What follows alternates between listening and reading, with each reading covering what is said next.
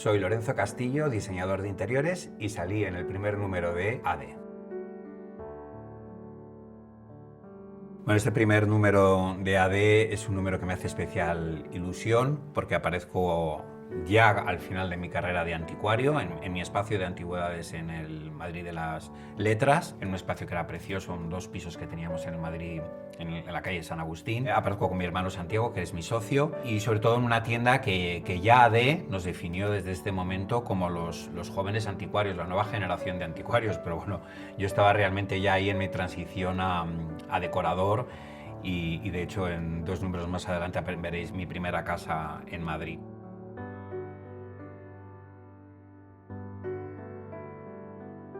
Bueno, lo importante de esta publicación era precisamente el entrar en el A-list americano. Era una casa que ya empezaba a reflejar totalmente lo que era mi estilo, con una arquitectura muy noble, muy sencilla, en un edificio histórico que es en el que sigo viviendo ahora. Lo que pasa es que fue el comienzo de esa gran aventura que fue entrar en ese edificio, porque luego lo fuimos ampliando. Una decoración muy masculina, muy sencilla, muy medida, y donde lo más importante era precisamente esa mezcla, es decir, se me veían lo que eran mis antecedentes como anticuario y de la historia del arte, aplicados a la decoración, que es un poco lo que ha definido mi firma y lo que sigue definiéndola después de 25 años. El suelo de esta casa era un suelo que compré en París, era madera de cedro, y quizás la gracia y la anécdota de este suelo es que se equivocaron al colocarlo y lo pusieron por el lado, no por el lado bueno, vamos a decir, sino por el contrario. La gracia de esto es que estaba pintado de negro y pensaron que es que el suelo era negro y que era así, que se había hecho a propósito, pero había sido un defecto, pero resultó ser algo revolucionario, es decir, parecía que yo quería haber puesto el suelo de cedro negro y realmente fue un fallo de colocación, pero que resultó tremendamente efectivo, dramático, y se convirtió en una seña de identidad de mis obras. Todo lo que es la obra de la casa es una obra muy sencilla arquitectónicamente, donde los elementos arquitectónicos juegan un papel muy importante, pero no se comen a la decoración, es decir, son simplemente un elemento. Una anécdota divertida es que la decoración de esta casa, que era mucho más blanca, era una caja blanca, iba a salir en el número 1 de AD, luego se pospuso para el 3, y entonces yo decidí rápidamente cambiar toda la decoración y me fui a Nueva York y compré todas estas telas que aparecen, como por ejemplo aquí en el comedor, que es un diseño de Sister Parish, o sobre todo muy importante el de este salón, con esa decoración de telas de Joseph Frank de los años 40, el azul ese, que hacían toda la casa mucho más potente. Y esto lo hice solamente para el reportaje de Monse, ¿no? O sea, fíjate la importancia que tenía en ese momento salir en AD y salir a hacer un reportaje encargado por ella, que yo cambié toda la decoración desde el número 1 al número 3 y realmente entonces la casa aparece completamente distinta.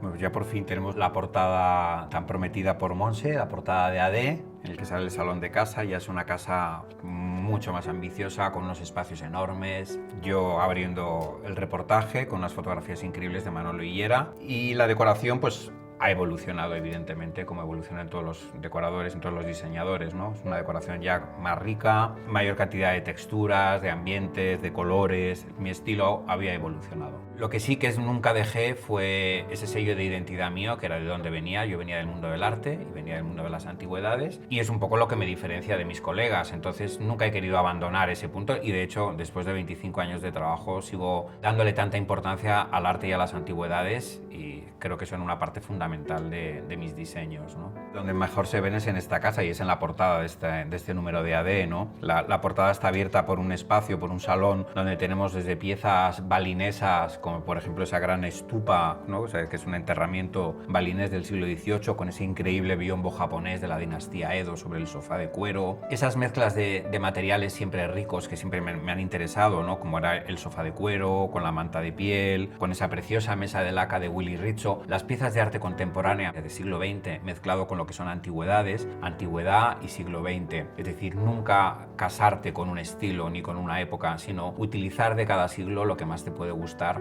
o lo que más te puede servir para tus diseños, ¿no? El comedor, por ejemplo, que es esta fotografía, yo creo que quizás fue de los ambientes más frescos, más modernos y más avanzados que he realizado, ¿no?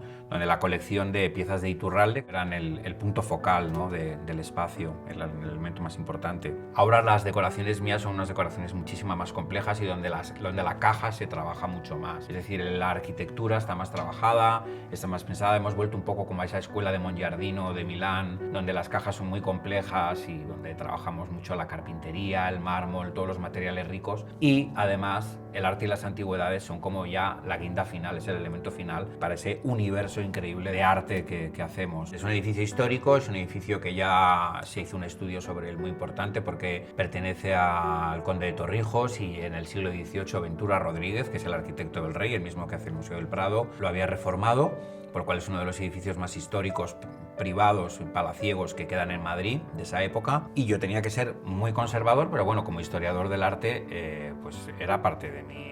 Bueno, lo llevó en la sangre, ¿no? O sea, entonces quise devolverle realmente a la casa todo el esplendor que había tenido en el siglo XVIII y que lo había perdido pues en el siglo XX. El reportaje de Monse, el que tenía que escoger a su habitación preferida, cogió mi cuarto de dormir de la primera casa que tuve ahí en Magdalena, por lo cual, bueno, para mí fue una enorme sorpresa. Luego, además, eso llegó a Estados Unidos y apareció también como escogida, donde cabían muchos estilos, muchos elementos, desde mapas del siglo XVIII, como el de Sudamérica o como el de Europa, donde piezas de arte contemporáneo, como ese gran dibujo del cráneo de León de Manuel Hofer, y luego no hay una gran presencia textil, cosa extraña en uno de mis diseños, ¿no? Sino que son terciopelos lisos, de color piedra o cuero o terciopelo azul marino.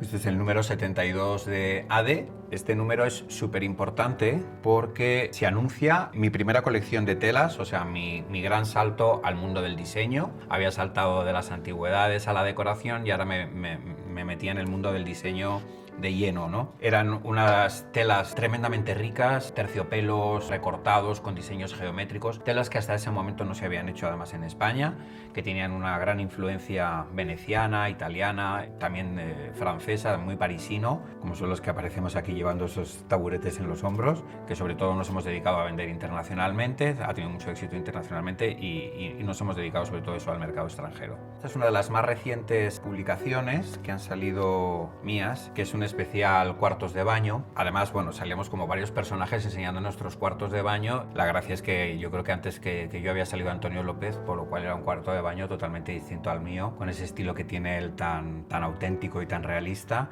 Y luego salía yo con ese cuarto de baño tan exuberante, pues era realmente una mezcla muy interesante, ¿no? Es un cuarto de baño que se hizo un poco recreando lo que era el lujo de este antiguo palacio. Nada de esto existía originalmente. Se mezclaron además distintos ambientes, como era el vestidor dentro del cuarto de baño. El lavabo simula un lavabo art déco, de la época art déco, aunque realmente todo es nuevo. Y luego yo aparezco con mi batín de seda, o sea que muy apropiado, como un poco gato pardesco. A mí me gusta que siempre los cuartos de baño sean una continuación de la casa y no sentirte en un cuarto de baño frío, sino que cuando salgas de la ducha te sientas muy arropado. Pues mira, la gracia de precisamente este cuarto de baño es que es muy visible la evolución del estilo, ¿no? Es un estilo efectivamente mucho más rico, donde los coloridos que yo hablaba antes, la caja ha dejado de ser una caja blanca, ha dejado de ser una caja neutra, donde la arquitectura era simplemente la única decoración, y aquí ya esa caja está mucho más trabajada. Es una laca manual con un color babouche, que es ese color babouche, que es un color indio,